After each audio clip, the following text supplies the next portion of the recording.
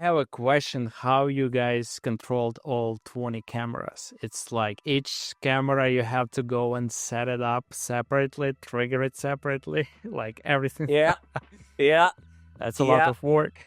yes. You've got about 0.5 seconds before Danny's screaming turnover. We call it the bar cam. You know, we've had the similar setup, but we had Canon stills cameras on a long format show called Pistols, which was a thing that Danny and ADM did, and it was 20 stills cameras all firing off, like for when Sid Vicious, punches someone or plays the, jumps off the amp with his bass. It became a kind of Danny signature shot. So he brought that on to 28 years later, and yeah, how did we control it? Well, like you said, I mean, I would be on the left wing, and Ben Folk, my B camera focus puller, be on the right, and we would just sort of meet in the middle. I did speak to Apple about trying to get control of it, like an array, like a visual effects array that has a master in the middle, and then that syncs all the other cameras together for focus, for turnover, for all the settings. But 9 weeks, they can't write that kind of metadata or whatever formula, the ones and zeros to create that app. They can't, it takes God knows how long to do that, and it's not going to be 9 weeks. So I'd say about halfway, maybe 3/4 of the way through, John Carr from Apple sent Jim Knight this beta program. I can't remember what it was called. Maybe it's not Apple Play, but it's Apple something or other. And it was all controlled from an iPad that could do 4 cameras. But, you needed Wi-Fi. You're in the middle of, like, God knows where. You've got a Wi-Fi guy, but, it takes half an hour to fire up his truck. It just doesn't work on a Danny Boyle shoot. It does not work, that kind of system.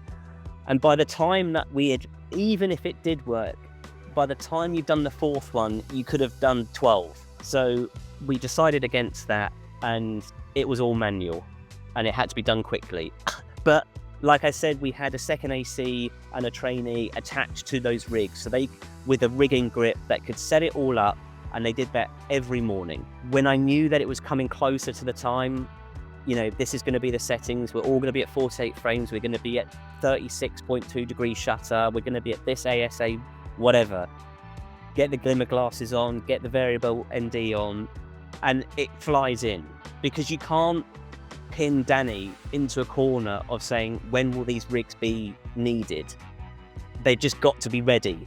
That's how sufficient it's got to be. So they did it every day. Yeah, and they just flew in, and we just did our thing. And if there was a problem, Danny would understand. But as long as it's there on set and we're doing it, and it's not, out of eyesight, that's the most important thing. Did you use a clapper to synchronize all those, or did they just figure that out in post-production? I'm sure. Yeah, I don't. So it's the same post people from Pistols. So when they heard about 20 iPhones on one rig and 8 on another, I mean, I think they just went, oh God, not again. So yes, George, my second AC, we had time-coded slate, so all the cameras were then all time-coded up. He did it, that direction, and then that direction, and we just hoped to God it all worked, really. The only problem with it, which, if I had more time, would be getting video picture for all 20. I mean, we had Vaxis, which were great, because you could switch out channels super fast, because we had multi-cameras everywhere. And I would jump from an adapter mode to a consumer mode, and then back to another camera and another camera. So George would just dial that in, and it would just, bing, the picture would come up.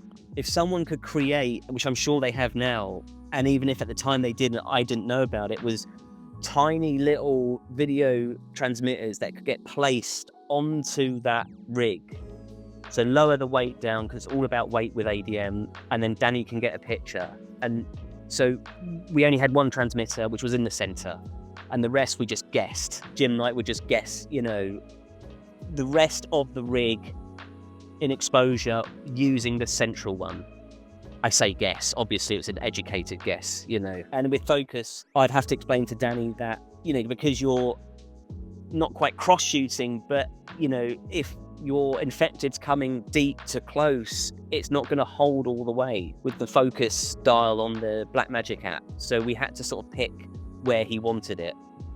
And again, if it's, infected running with a 20 camera rig, you've sort of got to set it to a place where you've looked at a rehearsal and then go, okay, let's hope this works. But the beauty of those things is that he can pick either cameras, 2, 4, 7, and 8 to get that, or do the full thing. And I think in the film, well, he told me the 20 camera rig only gets used once. In the train, when Chai comes down, he's ripped off Edvin's head, and then he comes down and then boom, the head's in the center. And I saw that on the big screen and I was like, fuck yeah, that's cool.